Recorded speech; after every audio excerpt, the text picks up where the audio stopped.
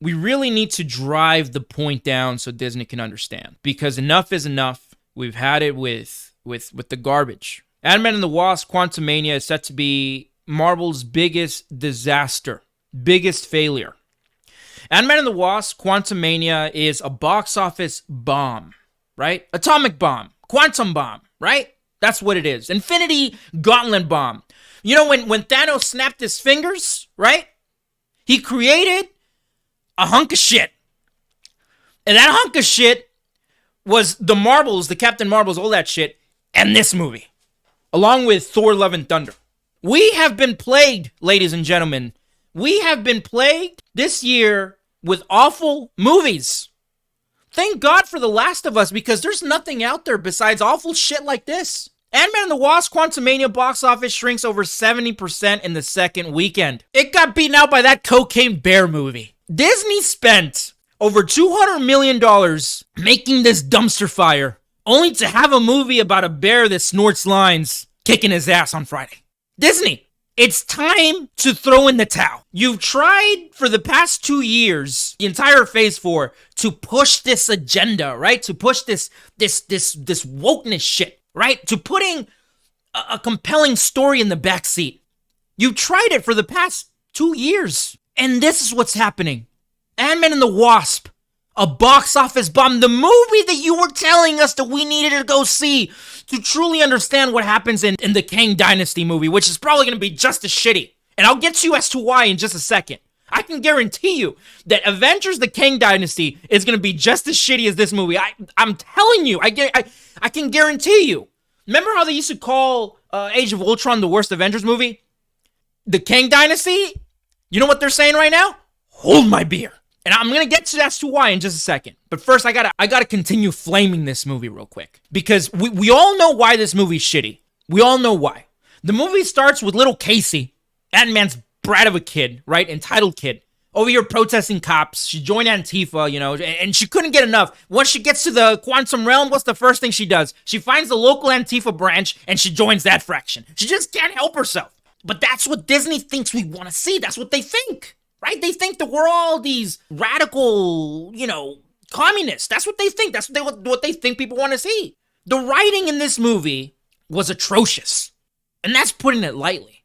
I mean, you spent the past year, right? Longer than that, past 2 years, since Thanos got clipped, telling us that the next big bad was going to be even worse. That Kang, the Conqueror, was going to be even worse. You told us that Kang was going to make Thanos look like a little bitch, right? That's what they've been telling us. Oh, just wait until Kang comes. And then you get this actor, and then you get the Loki show, and then puts on a phenomenal performance, whatever that actor's name is, and you're like, holy shit, he might actually be a threat. He's like, I've killed so many Avengers, he doesn't even remember Ant-Man's name, right? That's how much of a threat this guy is. And at the very end of this movie, what happens to Kang the Conqueror? Again, he's defeated Thor, Hulk, multiple Hulks and multiple Thors, right? Iron Man's, all of them. He's defeated all of them. What happens to Kang the Conqueror? Well, he gets defeated by a bunch of ants. So why am I going to want to watch the Kang Dynasty? Why are we going to want to watch that? We're not. We're not going to go watch it. Mark my words. Save this video. The Avengers: The Kang Dynasty is going to be the lowest performing, box office-wise, Avengers movie. I can guarantee that. And the reason why is because the same writer for Avengers: The Kang Dynasty is the same individual that wrote this. This is the writer for Antman and the Wasp Quantumania. His name is Jeff Loveness. And this is what this guy has written. Jimmy Kimmel Live, Emmy, Academy Awards, Miracle Workers, and a few episodes on Rick and Morty. And the reason why they chose this guy to write the movie is because Disney doesn't care about good writing. They believe that all you have to do is just get some superheroes, face off against a bad guy, throw a little green screen in there, and insert a social justice agenda, and it's gonna equal money. But turns out they were wrong. But it's not all bad news, because Disney is losing billions.